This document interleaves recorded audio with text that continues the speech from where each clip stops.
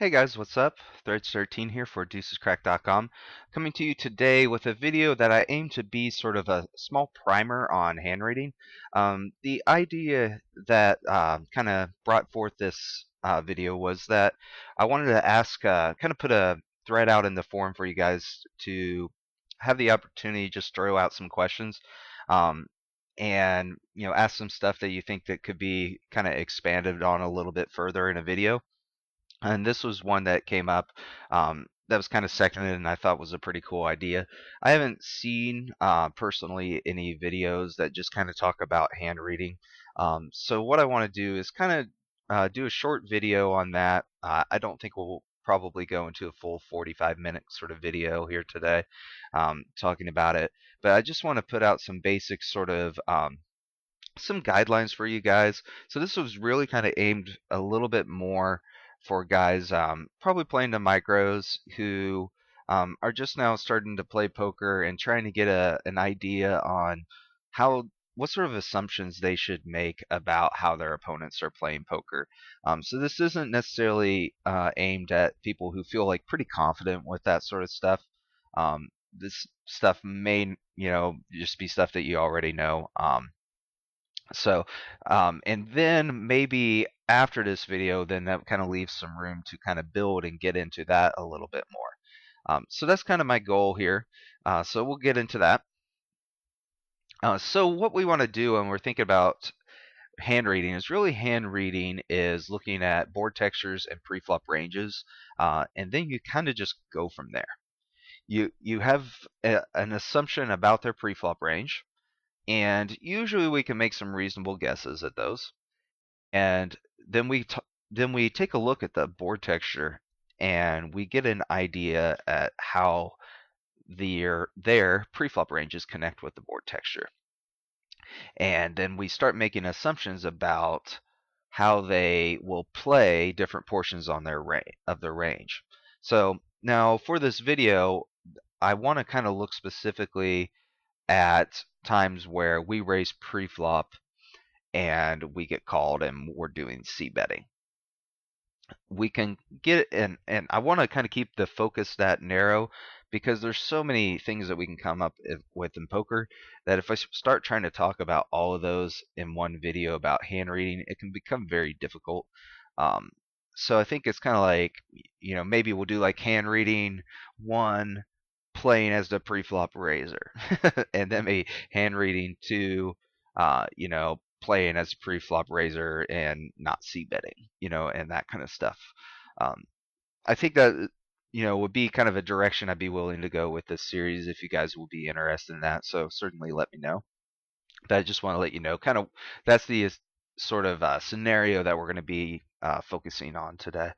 So cool. So we want to think about how the board textures hit their ranges. And one tool that you guys can start using to kind of analyze this is that I use is Combinator, combo, and then NATOR, Combinator. And I know there's some other tools out there. That's the one that I prefer. I prefer it over Flopzilla. Um, I just think it has a lot more flexibility. There's another one called Poker Ranger that I honestly haven't played with. So that could be better. I just haven't played with it.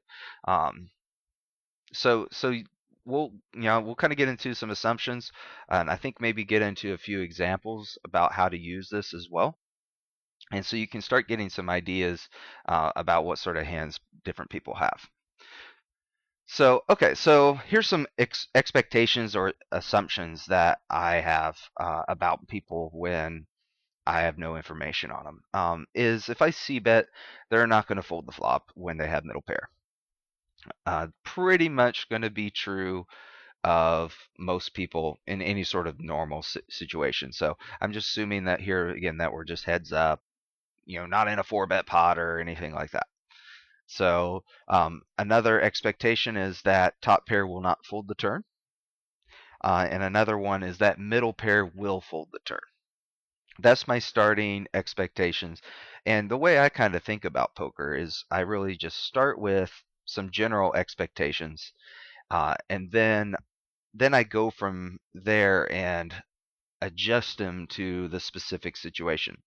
So, for example, If we are playing, we go. We're playing versus loose players.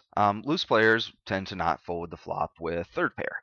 They probably won't fold the flop with a gut shot. So now this, of course, isn't true versus all loose players. This is just my starting assumption until I have some more reads on them. Of course, if you have a loose player who's playing 50% of his hands and folding to 70% of C bets, this may not be true. But a lot of those guys, that's going to be true. So they won't fold third pair. They won't fold gut shots. They also won't fold things like, say, the flops like King 5-2 two tone, and they have Queen Jack with a backdoor flush draw. They won't fold things like that also. So they also probably won't fold some Ace Queen and some Ace Jacks on that sort of flop. So that's an adjustment I would make on that sort of flop, as I would say, okay, this guy has some extra hands in there. And along the same lines, and they tend to call with middle pair on the turn. They'll also call with, I forgot to mention, they'll also call with some draws where tags won't call with draws. So a tag may not check call the turn out of position with a weak flush draw, just weak naked flush draw, where is you'd have to put a gun to a loose player's head to get them to fold a weak naked flush draw on the turn, and certainly calling with an open-ended straight draw as well. No troubles. So they're going to be calling with those sort of hands. So okay. One other thing that we want to talk about is how the turn and river cards connect with the board. So this is getting into later streets. So what I mean by straight cards is, let's say that the board is something like King 10-5. Doesn't matter whether it's two-tone or anything like that. So we want to look at cards that either put straights on the board. So on a King 10-5 board, we'd be looking at nines and aces, or cards that hit the straight draws themselves. So that could be a queen. So Queen Jack makes a pair, or Jack, Queen Jack makes a pair. And also Ace Queen, Ace Jack, could be hitting on those cards as well, depending on the type of player, if they have a gut shot in the range. So those sort of cards are particularly interesting when you get to the turn. Flush cards are going to be interesting. I probably don't have to explain that one a whole bunch. People are going to have flush cards and flush draws, and those sort of cards will be interesting. And of course, over cards as well. So those will be interesting cards.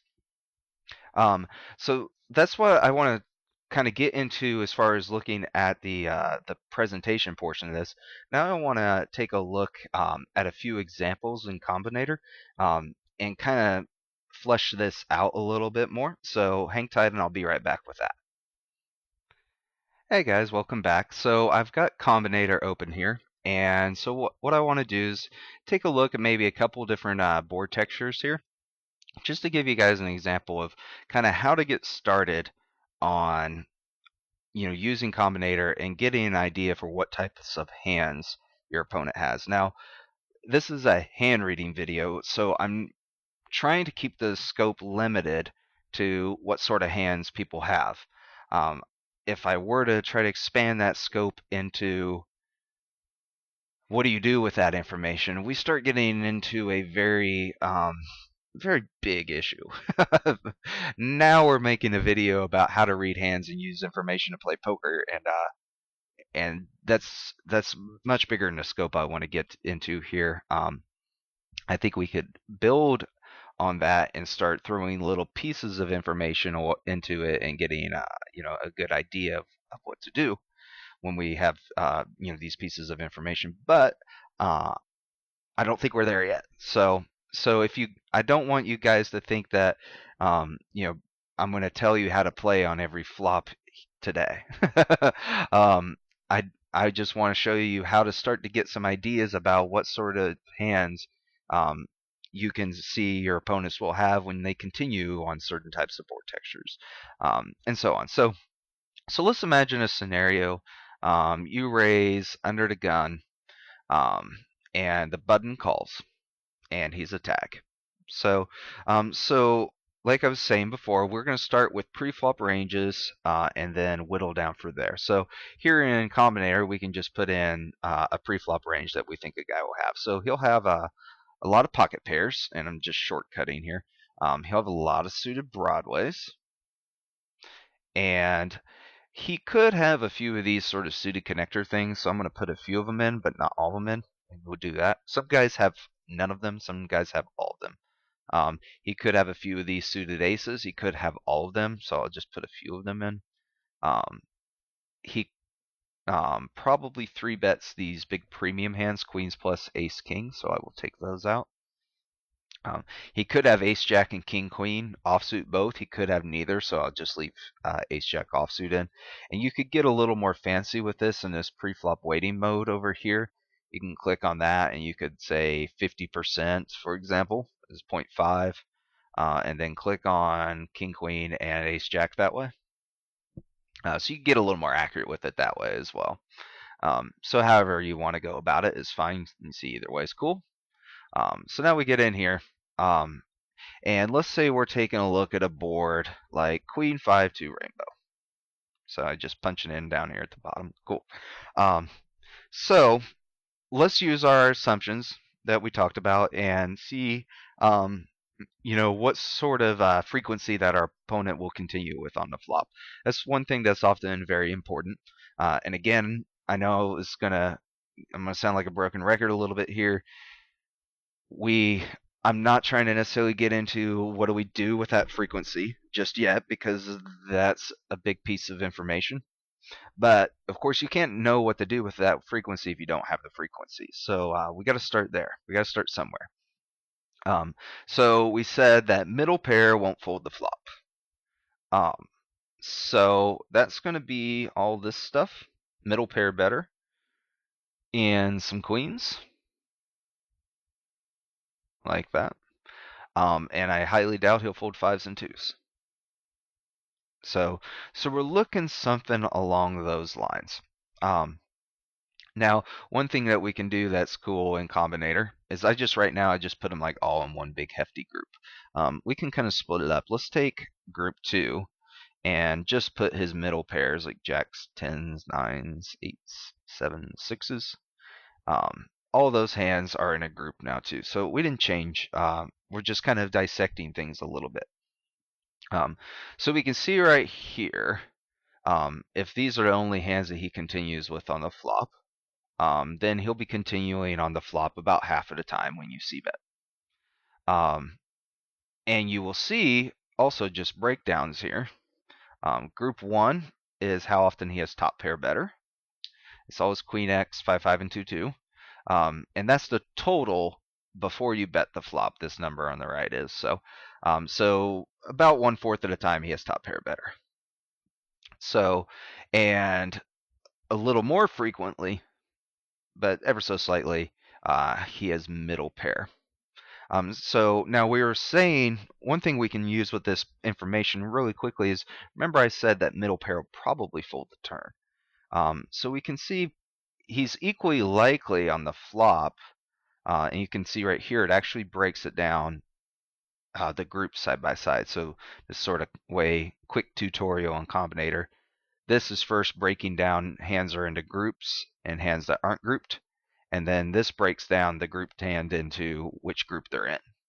So if we assume that anything in a group is a calling hand that's calling, then he will be folding on the turn roughly half of the time as well.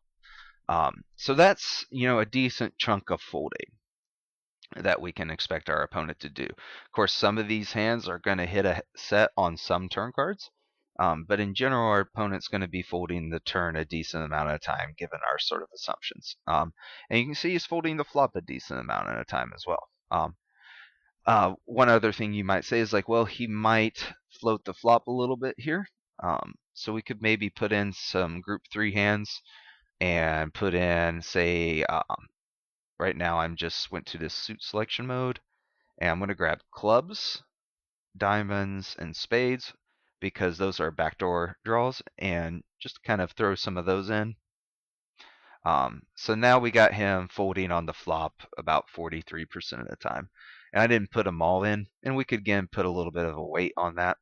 Actually, we could put output options, set group weights on group 3. Let's say there's we have no idea how much he floats us, so we won't assume that he does it all the time. So you can see, so he's folding a flop about 44% of the time is our guess. But this means that when he calls, he's going to have even more folding hands on the turn. So you can see his turn fold percentage, if we say it's group 2 and group 3, is mostly folding on the turn. He's going to be folding a little over 50% of the time on the turn. So we're going to get a lot of folds there. So that's one way you can adjust it. Now, let's change this board a little bit. Let's say that the 2 is a diamond. This is something that I think people kind of screw up on hand rating a lot, to be quite honest, is they go, oh my god, there's a flush draw, and I have to protect my hand. It's so scary. Scary, scary, scary. So let's see how often our opponent has flush draw. So let's just answer that question, and that's something that, getting into hand reading, it kind of starts, you need to be able to answer some basic questions, just like how often does my opponent have this hand? And then from there, you can start piecing into how often does my opponent have this hand or this hand, you add them together. And you can kind of go from there, and then now that you actually have that information at your disposal, you can start using it. And that's, again, I know I'm going to say it again, because I'm worried if I don't, it'll get lost and people will pick on me, and I don't want to be picked on. That you guys will be like, well, okay, this video has information. Went a little dyslexic there for a second, and not a lot of practical advice. And I know that's intentional, and I think it's for the best. So it's an executive decision. So let's say, okay, so the 2 of diamonds. So any 2 diamonds makes us a flush draw. So now we're just going to select 2 diamonds and the suited hands like that. So first off, before we bet this flop, we see that our opponent has a flush draw a whopping 5% of the time. It's not a big concern. Actually, let's ask another question. How often does our opponent have a set? Now, that's coincidence. But what you see is actually, and you can see it right here, if we look at group 3 is flush draws. Oops, I got something screwed up. Hang on. It's not as bad as it seems. Okay. Cool. So that coincidence went away. So group 3 is flush draws, and there's 12 of them, which equals 9% of his pre-flop calling range. Of his pre-flop calling range, this is before he's called the flop. And he has 6 sets. So he is more likely to have a flush draw than to have a set. But it's really unlikely. He only has flush draw roughly 1 time in 10 on the flop. And he only has a flush draw 15% of the time, which is roughly 1 time in 6 when he actually calls to flop. So you can see he's actually exactly 3 times as likely to have middle pair as he is to have a flush draw. He's twice as likely to have top pair. So when these two-tone flop comes down, they certainly do change things, because you can see, of course, our opponent's going to be folding a little less frequently, and it makes sense. They've got more hands to call with. But it's not going to be maybe as drastic as you would think, and protecting against the draws is not necessarily a huge thing to do because it's only 10% of their range. If we're protecting against the draws with a hand like, say, 7-7, what about the 50% of the time that they've got one of those hands, roughly? Because if you add it up, I mean, if they have, let's see, 19% of their range is top pair, 27% of their range, we got some overlap here. There's some more draws that are top pair plus draws, but we'll just say these are just naked flush draws. So what is that real fast? It's roughly 47, 46%. Whereas 9, so he's 5 times as likely to have top pair or middle pair than he is a flush draw. And if he has those hands and you have a weak showdown value like something like 7-7, you are screwed. Very badly. Is you are in a world of pain. And if he has a flush draw, guess what's going to happen? You're going to check fold the turn and lose anyways. So this is a this is a mistake that people make. That is, I know I wouldn't say a whole bunch about the actual strategy use this, but I think this is an example where I don't have to go too deep. This is an example of a mistake that a lot of guys make because they overestimate flush draws that are in people's ranges. And you see it's just not a large percentage of people's ranges. It's because it's hard to get dealt 2 cards that are the same suit. So now let's change this example a little bit. Let's say instead of being up versus a tag, we are up versus a guy who's playing like 4D/10. So his pre-flop range is going to be a lot wider. We're going to see lots of this stuff. We're going to see this sort of stuff, calling raises, and this sort of stuff, and this, and these sort of hands. So maybe something like that. I wouldn't be surprised if he's not 3-betting you unless he has a premium hand. So we'll put some hands like that in there, hand like that in there. Okay. So now let's see how that changes things. So I'm just cleaning up here, so we got some more top pairs we need to add. Like that. Queens is in there too. We'll go ahead and put that in with the premium hand, actually. And cool. And he's going to have some more middle pairs, because he's going to have things like ace-5, where the tag probably doesn't. At least didn't in ours, in 5-4 and 5-3 suited. And now these are left over for flush draws. We'll grab all these. All these. Oh, and I forgot one other thing. I'll throw these. We have ace-4 and ace-3 are gutters. 6-4 is a gutter also. So we'll put all their draws in there. Okay, so what do we see? We saw top pair has went down. He doesn't have nearly as much top pair. He doesn't have as much second pair. He has roughly the same, a percentage and a half more flush draws. Significantly less sets as a percentage of his range. However, one thing we haven't done is we haven't added in the trash that he'll call us with on the flop. That's the thing, is this guy, we need a new group for some stuff he's going to call. Oh, and I forgot. 4-3. There we go. So he's going to call the flop with 2s. Unless he's also going to call the flop with some ace highs. Like that. So we might expect to get a peel on the flop a little bit more frequently from this guy, but when we get peeled, we're looking at a weaker range. So you can see you're going to get some stuff like this sort of stuff's going to fold on the turn a bunch. This is mostly ace highs and pairs of 2s, and this sort of stuff will eventually fold on the river if you can get it to brick. This sort of stuff is going to fold on the river. One thing that you'll find a lot, just sort of a hand rating principle versus these guys who play like 40% VPIPs, 30%, 50%, like in that kind of range, is a lot of times they actually fold later on. Because they called the flop with so much trash that they got to fold it later. They don't have anything left to do but to fold. So I want to just notice something kind of weird. I don't know why these didn't get picked up. Here we go.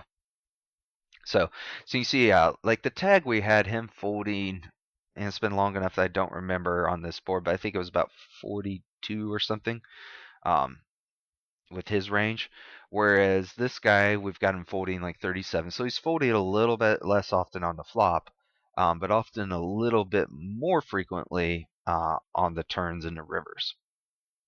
So let's take a look at another board texture.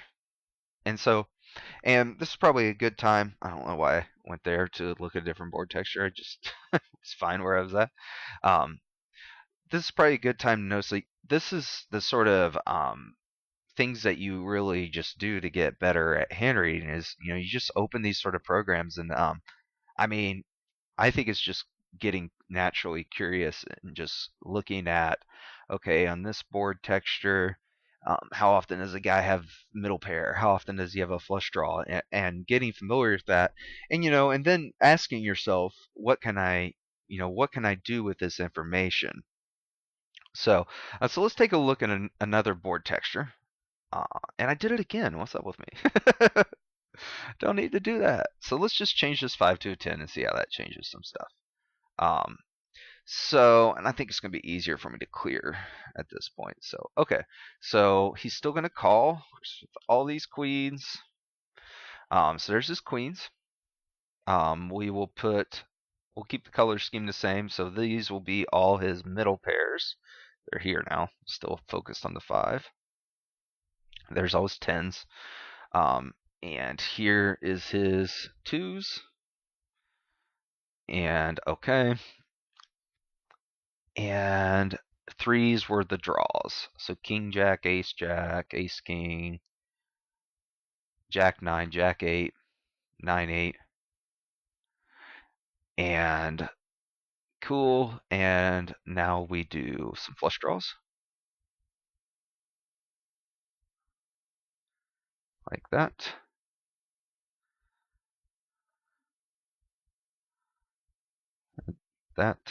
All these guys here. And these were the middle. We got the middle pairs, and we need the sets. So, and actually we got some. We want to get that there. Queen 10, queens, 10s. And there's another middle pair here. And I'm going to group in 9s and 8s. I think I might have screwed something up here. Oh, that's what it is. I wanted these to be middle pair. I'm going to clean that up real quick like. There we go. Hopefully, as I'm doing this, trying to do this kind of quickly so I don't bore you guys with that too much. But yeah, I want 9s and 8s. He guy like this very well could peel the flop with a hand like that. So we can now look and see, you can kind of just play a compare and contrast. I think is a good way to learn this. It's like, okay, what's the difference between queen 10-2 and queen 5-2 versus the same guy? And as you can see, you're going to expect him to actually call you on the flop quite a bit more. And that, if you start saying, well, why is that the case? Well, look how many things that he has that have broadways in them. And if he has a Broadway, he's not folding. Is basically, because if he's got a Broadway, he's either got a pair of queens or pair of 10s. And if he's got a 2 Broadway hand, I should say, he's not folding. Or he's got ace king or ace jack is a 2 Broadway hand. Those are gut shots that aren't folding. King jacks is open ender is not folding. And all the other ones make a pair. Of course, queen highs make the pairs, and jack 10 makes a pair, and that's it. That's everything. That's all his 2 Broadway hands. So they're all continuing, and that's a lot of his range. Other than that, he's got some suited aces. 1 out of 4 of those are continuing with having flush draws. And then there's the random ace 2 down there. So stuff that he's folding is the itty bitty pocket pairs on the flop. And you can see combinatorically, it's hard to have a pocket pair. And just as you even look at the range, that's not very many hands. So you can see, we'll expect him to continue on the flop here a lot more often. But group 2 is his middle pocket pairs, not middle pocket pairs, middle pairs. And as you can see, that's 30% of his calling range. So that's a good chunk that you can get to fold later on. And then group 3 is just gut shots or better. So there's some draws there that can fold the turn. And if the draws break the river, you're going to be able to bet there. So again, you can see that you're going to be able to get this guy to think about folding later on. So, and And group 6, yeah, that's just the random bottom pair stuff. So maybe I should put, 7s and 6s in it as well, like so. Might be fair. So, but that's, yeah, you can see again, like not folding the flop very much, but we should be able to expect our opponent to be folding later on. And that's why kind of doing it in combinators is a pretty good aid, is because you can kind of look ahead and start saying, okay, what do I expect them to do on turn in river cards? So I think this is probably a pretty good stopping point, guys. I kind of want this video to be kind of dense in assumptions and here's things to look at. Um, and basically I want this video to be a here, go try this, and here's some ideas, go try these ideas, and less of a, like I've said, here's a ton of advice, here, go mindlessly follow this sort of video. I want to give you guys some things to think about, and then get some feedback from you guys, and then maybe we can talk about some more things to think about from there, like by getting. So we talked about some very, very, just here's a board, here's a range, and a couple examples. But I mean, there's so many examples. That's the problem. That's why I want to give you guys the just the sort of the freeness, I guess, to go and just start analyzing this stuff on your own, and encourage that instead of saying like, and now on this board you should do this. I think that's not going to be nearly as productive for you guys' poker game, which is ultimately what I'm trying to get at here, is show you some things I think can help you guys improve. Um, so really, take a look at these, take a look at different turn cards and things like that, and you can get an idea on, uh, just having better intuition about what sort of hands people have. And with that, you can start thinking. It kind of can get the old, neurons going and fired up about what to do with that information. So, hopefully, you guys enjoyed this. This is quite a bit different than stuff I've been doing recently. So, you know, uh, definitely let me know what you guys think. I plan to kind of keep doing some stuff like this, is a little bit more conceptual, uh, and just highlighting specific subject matter. So let me know if you guys have more. You can post it in the thread. There's two of them actually. One same thing, both in the micro forum and in the small stakes forum, just saying, hey, shoot me some questions. Questions can be hands too, and we can analyze them and talk about that. So, but as always, hope you guys enjoyed this. This has been threads13 for deucescrack.com.